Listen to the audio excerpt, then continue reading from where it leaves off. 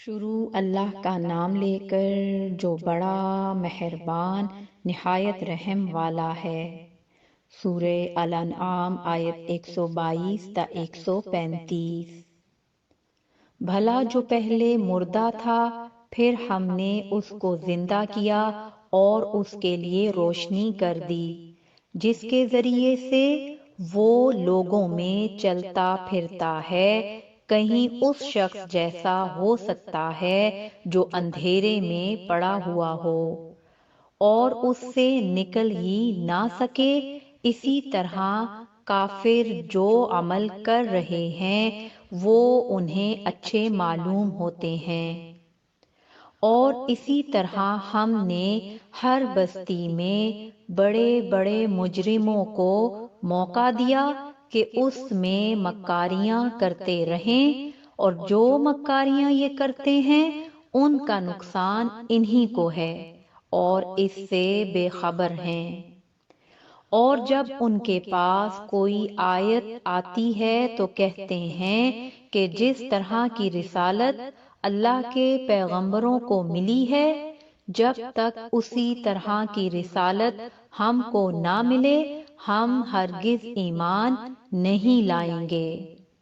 اس کو اللہ ہی خوب جانتا ہے کہ رسالت کا کون سا موقع ہے اور وہ اپنی پیغمبری کسے عنایت فرمائے۔ جو لوگ جرم کرتے ہیں ان کو اللہ کے ہاں ذلت نصیب ہوگی اور عذاب شدید ہوگا، اس لیے کہ مکاریاں کرتے تھے۔ تو جس شخص کو اللہ چاہتا ہے کہ ہدایت بخشے اس کا سینہ اسلام کے لیے کھول دیتا ہے، اور جسے چاہتا ہے کہ گمراہ کرے اس کا سینہ تنگ اور گھٹا ہوا کر دیتا ہے، گویا وہ آسمان پر چڑھ رہا ہے۔ اس طرح اللہ ان لوگوں پر جو ایمان نہیں لاتے عذاب بھیجتا ہے، اور یہی تمہارے پروردگار کا سیدھا رستہ ہے۔ جو لوگ غور کرنے والے ہیں ان کے لیے ہم نے اپنی آیتیں کھول کھول کر بیان کر دی ہیں۔ ان کے لیے ان کے اعمال کے صلے میں پروردگار کے ہاں سلامتی کا گھر ہے اور وہی ان کا دوست ہے۔ اور جس دن وہ سب جنوں انس کو جمع کرے گا اور فرمائے گا کہ اے گروہ جنات، تم نے انسانوں سے بہت فائدے حاصل کیے، تو جو انسانوں میں ان کے دوست ہوں گے وہ کہیں گے کہ پروردگار ہم ایک دوسرے سے فائدے حاصل کرتے رہے اور آخر اس وقت کو پہنچ گئے جو تو نے ہمارے لیے مقرر کیا تھا۔ اللہ فرمائے گا اب تمہارا ٹھکانہ دوزخ ہے، ہمیشہ اس میں جلتے رہو گے مگر جو اللہ چاہے۔ بے شک تمہارا پروردگار دانا ہے، خبردار ہے۔